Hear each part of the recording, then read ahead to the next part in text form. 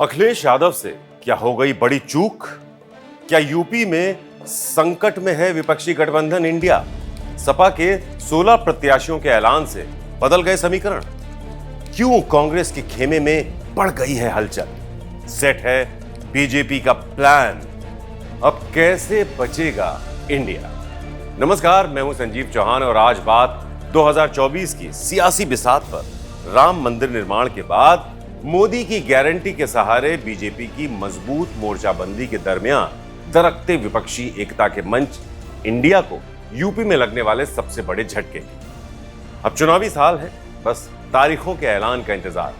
ऐसे में हर तरफ बस एक ही सवाल है और वो ये कि क्या समाजवादी पार्टी ने सबसे बड़ी भूल कर दी है या फिर अपनी तय रणनीति के तहत कांग्रेस को वो आईना दिखा दिया है जिसके संकेत लगातार सपा के शीर्ष नेतृत्व की ओर से दिए जा रहे थे। इन तमाम आशंकाओं, उनके परिणाम और उन परिणाम से बहुत तेजी से बदलती सियासत को इत्मीनान से समझें, उससे पहले लखनऊ में दिल्ली तक, जी हां, लखनऊ से दिल्ली तक बढ़ती हलचल की असल वजह पर नजर डाल लेते हैं। तो बात 30 जनवरी की है। शाम का वक्त था। राहुल गांधी बिहार में मोहब्बत के सफर में गुजर रही कांग्रेस की न्याय यात्रा को सफल बनाने के लिए सियासी जमीन पर अपनी चुनावी रणनीति को हकीकत में तब्दील कर रहे थे। इसी दौरान राहुल के तथाकथित करीबी और यूपी में विपक्षी गठबंधन इंडिया के सबसे बड़े सियासी क्षत्रप समाजवादी पार्टी के लखनऊ कार्यालय में पर्दे के पीछे बड़ा मंथन होता है और मंथन से निकलकर सामने आती है लोकसभा चुनाव को लेकर समाजवादी पार्टी के प्रत्याशियों की पहली सनसनीखेज लिस्ट। जी हां, सनसनीखेज लिस्ट, क्योंकि इस लिस्ट ने उन सारे समीकरणों की बुनियाद हिला दी है जिस पर यूपी के लड़कों की दोस्ती की एक बार फिर से इबारत गढ़ी जा रही थी। तो इस लिस्ट से बढ़ते सियासी बखेड़े पर हम बात करेंगे, लेकिन उससे पहले इसमें दर्ज नामों पर नजर डाल लेते हैं। जी हां, तो 30 जनवरी को लोकसभा चुनाव से जुड़ी समाजवादी पार्टी की प्रत्याशियों की जो पहली लिस्ट आती है, उस लिस्ट में कुल 16 उम्मीदवारों के नाम दर्ज होते हैं। इस लिस्ट में मैनपुरी से अखिलेश यादव की धर्मपत्नी डिंपल यादव, बदायूं से अखिलेश यादव के चचेरे भाई धर्मेंद्र यादव, फिरोजाबाद से रामगोपाल यादव के बेटे अक्षय यादव, रिश्ते में ये भी यानी अक्षय यादव भी अखिलेश यादव के चचेरे भाई ही हैं। इन सभी नेताओं, या यूं कहें मुलायम परिवार के घर के नेताओं के चुनाव लड़ने का ऐलान किया जाता है। साथ ही अन्य 13 उम्मीदवारों के नाम भी सपा की लिस्ट में दर्ज होते हैं जो अपने अपने अलग अलग तय 13 लोकसभा क्षेत्रों से अपनी किस्मत आजमाएंगे। बस यहीं से बिगड़ जाती है पूरी बात और फिर यूपी की राजधानी लखनऊ से लेकर दिल्ली में कांग्रेस के दफ्तर तक कांग्रेस नेताओं की हलचल शुरू हो जाती है और फिर से शुरू होता है मंथन। तो लखनऊ में कांग्रेस प्रदेश अध्यक्ष, कांग्रेस के प्रदेश प्रभारी और पार्टी के तमाम पदाधिकारी मंथन करते हैं और मंथन के विषय को जोड़ा जाता है पार्टी के वॉर रूम के एग्जीक्यूशन की सटीक रणनीति से। लेकिन कहानी तो कुछ और ही थी जो बयां हुई कांग्रेस प्रदेश प्रभारी अविनाश पांडे के हवाले से आए बयान के जरिए। अविनाश पांडे ने स्पष्ट तौर पर लोकसभा चुनाव से जुड़ी सपा के प्रत्याशियों की पहली लिस्ट पर बिना कुछ कहे ही बहुत कुछ कह दिया। उन्होंने कहा है कि हमारी जो गठबंधन की समिति है उसको इस बात का कोई भी संज्ञान नहीं है। ऐसी किसी भी प्रकार की सूची यानी प्रत्याशियों की लिस्ट सर्वसम्मति से ही जारी होती है। इसके बारे में केंद्रीय समिति ही स्पष्टीकरण दे तो उचित होगा। अब अविनाश पांडे के इस बयान के सच में बड़े मायने हैं जो बताते हैं कि नीतीश के जाने, ममता के रूठ जाने और केजरीवाल की आंख दिखाने के सदमे से जो कांग्रेस अभी अभी उभरी भी नहीं थी, उसे अब सपा भी बीच मझधार में पहुंचने पर वही रंग दिखा रही है जिन रंगों को लेकर मायावती अखिलेश यादव पर सीधे तौर पर हमलावर भी हुई थी और अपने कार्यकर्ताओं को इसको लेकर जागरूक करते हुए भी नजर आई थी। अब कांग्रेस के खेमे में इस हलचल की वजह भी जान लीजिए। दरअसल अब तक सपा के प्रत्याशियों की पहली लिस्ट को लेकर जो कुछ भी संकेत कांग्रेस के खेमे से निकलकर सामने आए हैं, संकेत इसलिए कह रहे हैं क्योंकि स्पष्ट तौर पर कोई भी राजनेता अखिलेश यादव या फिर अखिलेश यादव के खेमे पर टिप्पणी करने से हिचकिचाता हुआ नजर आ रहा है। Back to the point, Congress के खेमे के नेताओं को सपा की पहली लिस्ट पर सच में बड़ा एतराज है, जिसके पीछे की वजह है इस लिस्ट को जारी किए जाने से पहले न किसी कांग्रेस नेता को भरोसे में लिया गया और न ही इसकी सूचना कांग्रेस के खेमे को दी गई। मतलब सपा ने नहीं बताया कि वो किस किस सीट पर अपने उम्मीदवार उतार रही है, क्योंकि अभी तक सियासी गलियारों में दबी जुबान से जो चर्चा हो रही है वो यही है कि अखिलेश यादव के 11 सीटों पर कांग्रेस को यूपी में लड़ने की अनुमति दिए जाने या फिर दोनों दलों के कथित समझौते पर कांग्रेस अब तक सहमत नहीं है। अब ऐसे हालात में अपने मन मुताबिक 16 सीटों पर अपने उम्मीदवार उतारने की सपा की चाल ने आग में घी डालने का काम किया है और गठबंधन धर्म की जड़ों को हिला दिया है। दरअसल जिन सीटों पर सपा ने अपने उम्मीदवार उतारे हैं उनमें फर्रुखाबाद और लखनऊ का नाम भी शामिल है, जिसको लेकर ही कांग्रेस वाकई बेचैन हो गई। ये सपा का अपना काम है।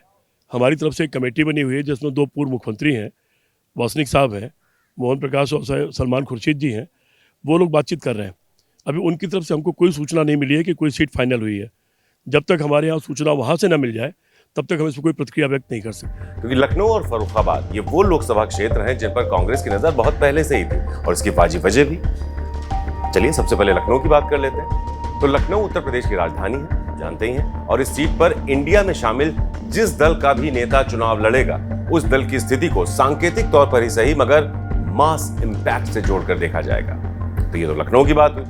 फर्रुखाबाद की बात कर लेते हैं। तो फर्रुखाबाद वो लोकसभा क्षेत्र है जहां से कांग्रेस के वरिष्ठ नेता सलमान खुर्शीद का एक पुराना खास रिश्ता है। अब ऐसे में इस सीट पर कांग्रेस की टिकट पर सलमान खुर्शीद की दावेदारी लगभग तय ही मानी जा रही है, मगर सपा ने यहां से अपना उम्मीदवार घोषित कर दिया है, जो बताता है कि कांग्रेस सपा की दोस्ती बेहद नाजुक दौर से गुजर रही है। क्योंकि पहली बात तो यह है कि अखिलेश यादव जिन 11 सीटों से कांग्रेस को अपने उम्मीदवार उतारने का जो कथित ऑफर दे रहे हैं उस ऑफर पर अब तक कांग्रेस सहमत नहीं है। दूसरी बात, अगर मान भी लेते हैं कि कांग्रेस एक बड़ा दांव खेलते हुए तथाकथित समझौते के आधार पर 11 सीटों से लड़ने को तैयार भी हो जाती है, तो भी इन 11 सीटों का बंटवारा किस हिसाब से होना है? मतलब ये 11 सीटें आखिर हैं कौन सी?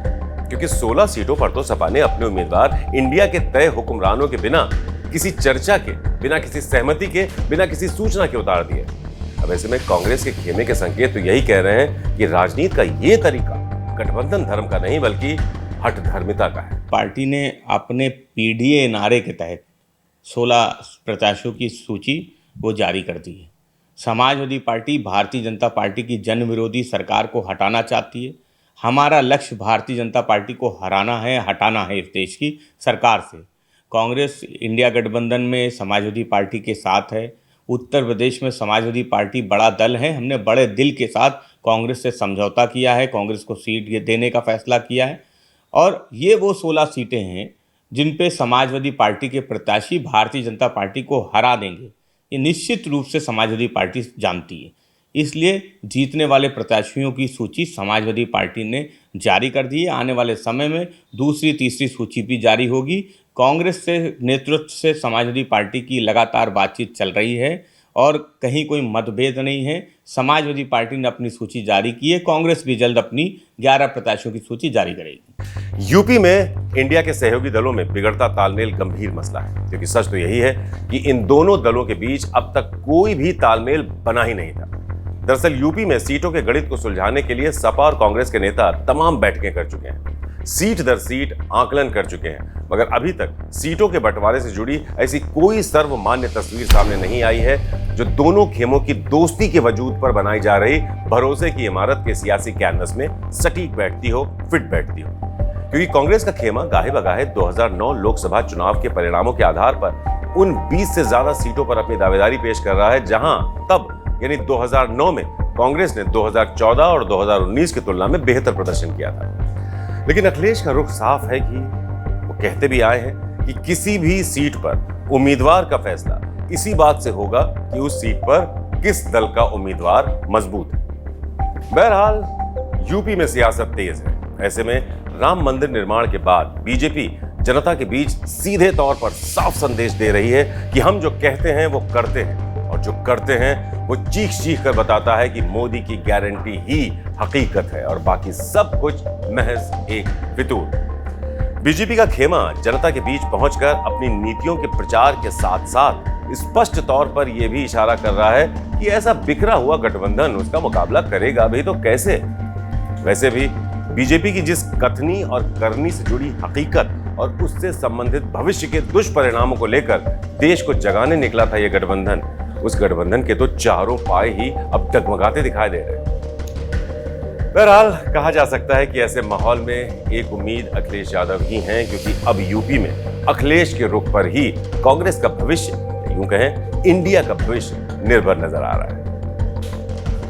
तो फिलहाल इस खास पेशकश में हमारे साथ आज के लिए इतना ही। कल फिर हाजिर होंगे किसी और मुद्दे के सटीक आकलन के साथ।